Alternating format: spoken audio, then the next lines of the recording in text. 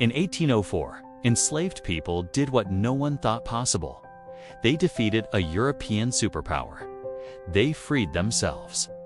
They created the first free Black republic in history, and the world never forgave them. France made them pay for their own freedom for 122 years. America refused to recognize them for 6 decades. Foreign powers invaded, exploited, and destabilized them for 2 centuries. Today, Haiti is the poorest nation in the Western Hemisphere.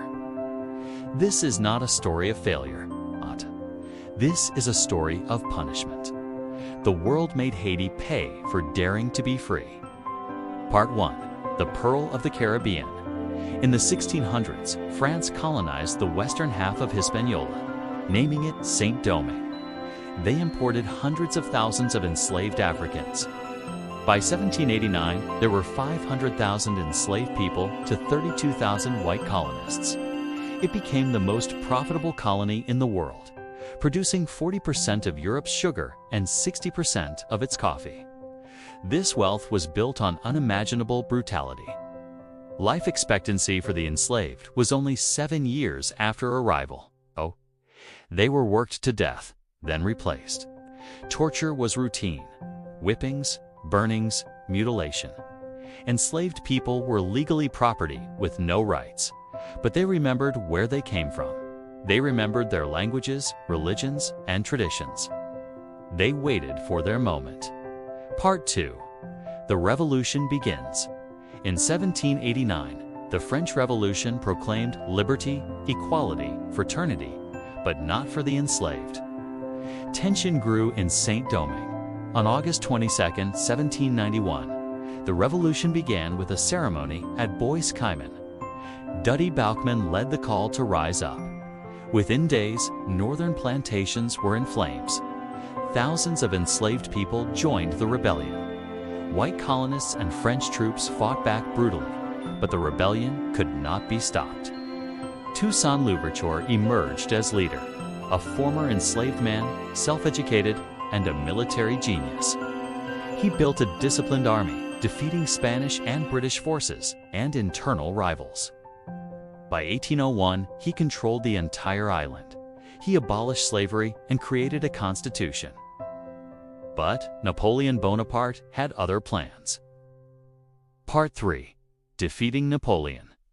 In 1801, Napoleon sent 40,000 soldiers to reconquer Saint-Domingue, led by his brother-in-law, General Leclerc. This was the largest expedition France ever sent to the Americas, with a mission to restore slavery and French control. Toussaint fought, then negotiated. He was tricked into a meeting, arrested, and sent to France. Imprisoned in a freezing mountain fortress, he died in captivity in April 1803. But the revolution continued. Jean-Jacques Dessalines took command. Yellow fever devastated French troops. Haitian forces defeated what remained. In November 1803, the French surrendered. On January 1, 1804, independence was declared. The new nation was named Haiti, an indigenous Taino word meaning land of mountains. Dessalines declared, "I have avenged America."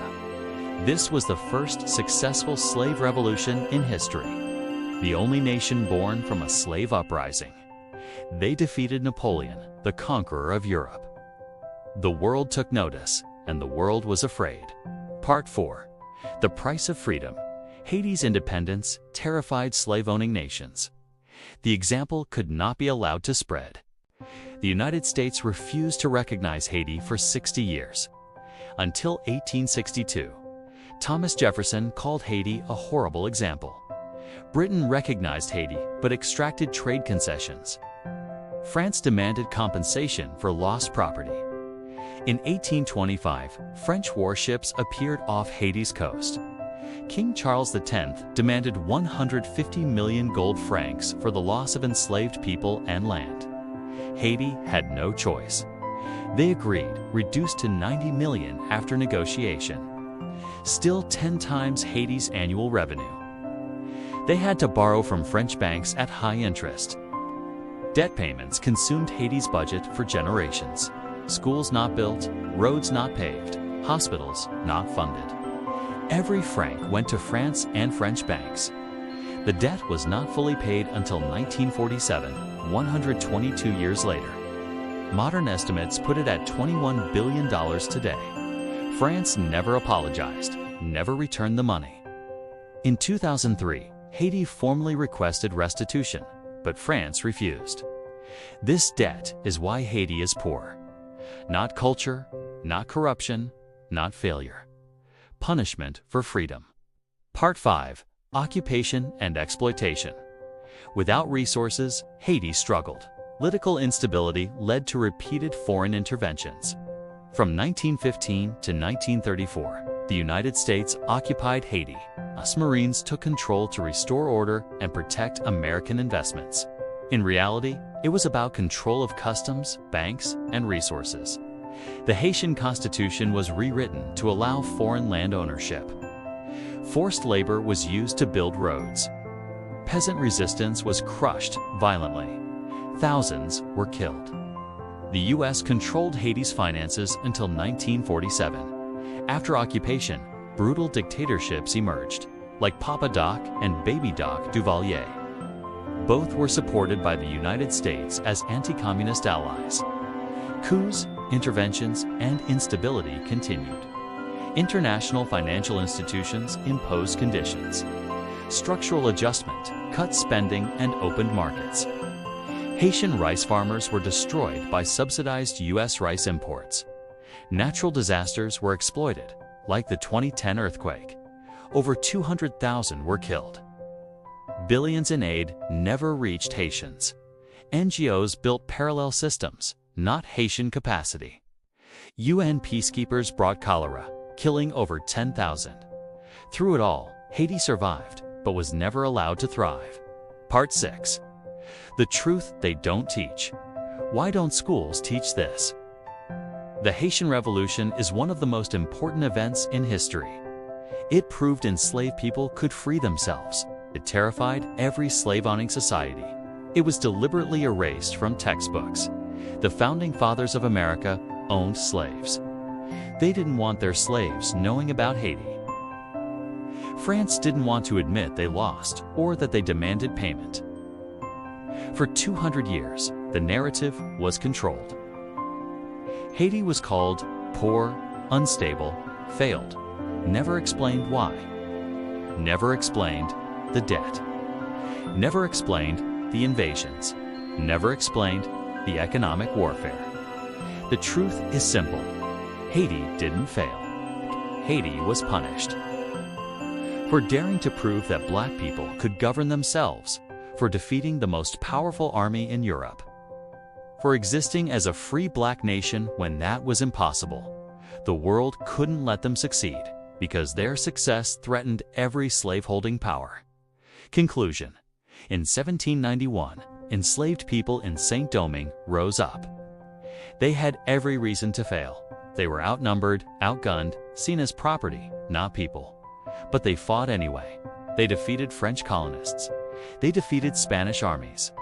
They defeated British invasions. They defeated Napoleon. In 1804, they declared independence. Haiti, the first free black republic. The only nation born from a successful slave uprising. They should have been celebrated. Instead, they were punished. France made them pay for their own bodies minus 150 million francs. America refused to recognize them for 60 years. Banks, governments, and corporations exploited them for generations. Marines occupied them for 19 years. Dictators were supported because they served foreign interests.